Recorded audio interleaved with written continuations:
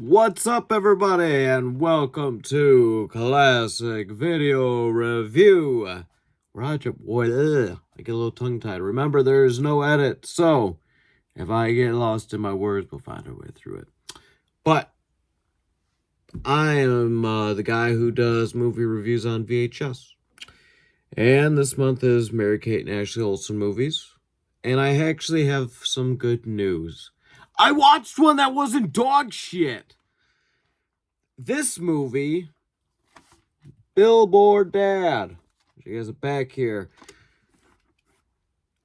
This is like the 7th or 8th of these movies I've watched, and every one of them, except for this one, have been awful. This one has heart. This one has good writing. This one knows how to use the twins at their best, for the most part, and that is less of them and more of the adult characters. The dad and the girlfriend are the stars of this. They carry this movie. They made this movie work.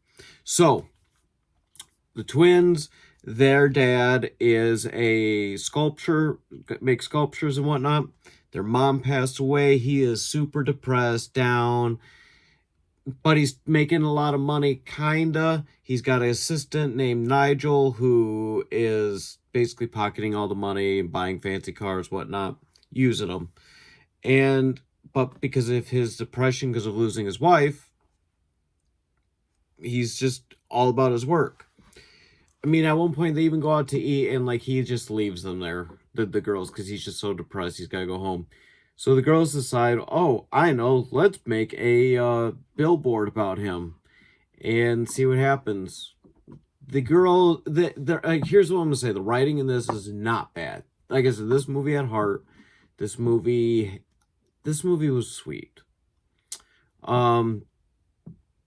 So ends up getting put on the news, TV, letters are coming in. The dad is baffled. Like, this girl shows up at the door.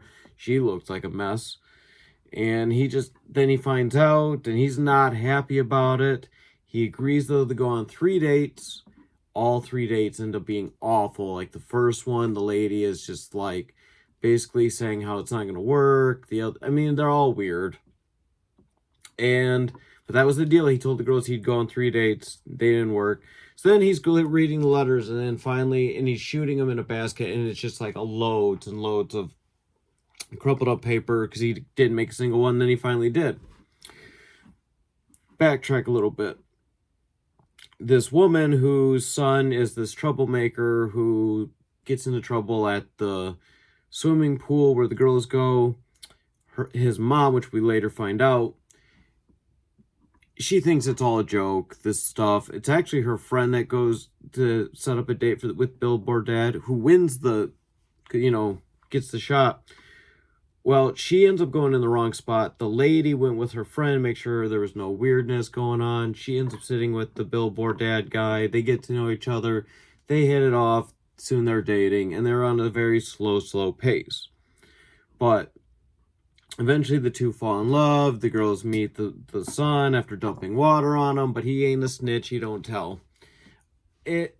Nigel's getting mad because the Billboard Dad guy isn't working, and so he's not making nearly as much money, and so then he starts making knockoffs of the guy's work, and then stages a thing to make it look like he's cheating, and that the mom's a gold digger, tricks the daughters.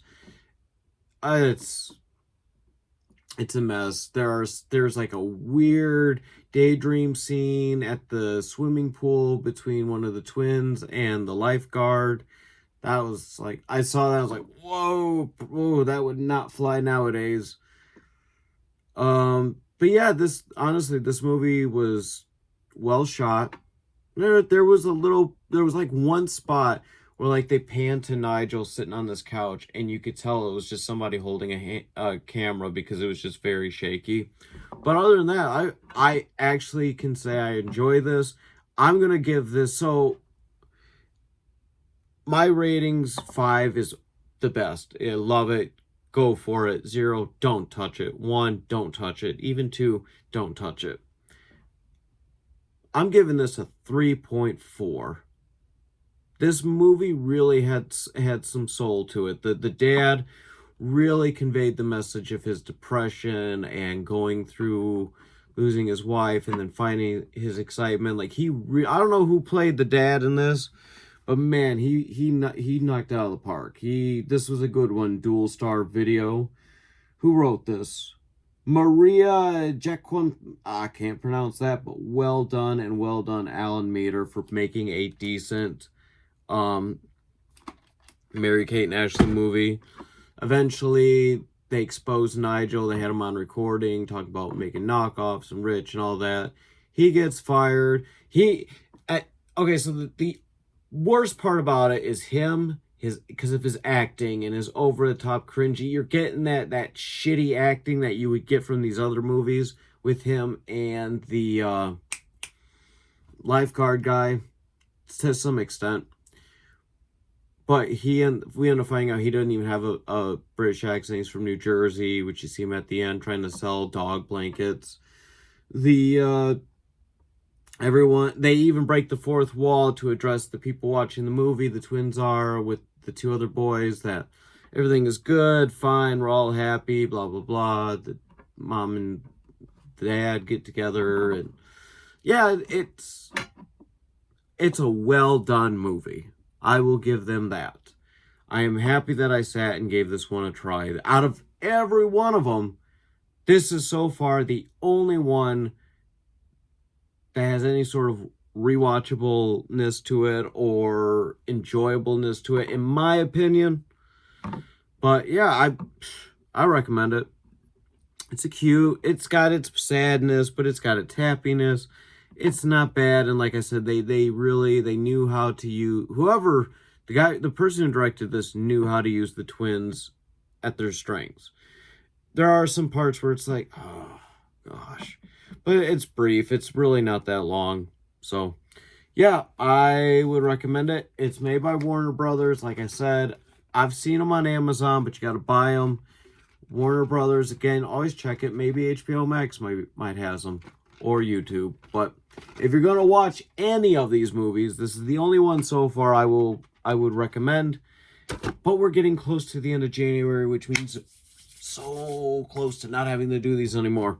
But I do have 3 more that I'm hopeful that I will get to. So, this one, How the West Was Fun. This one I can remember watching when I was real little. This is like the only one I remember. It Takes Two.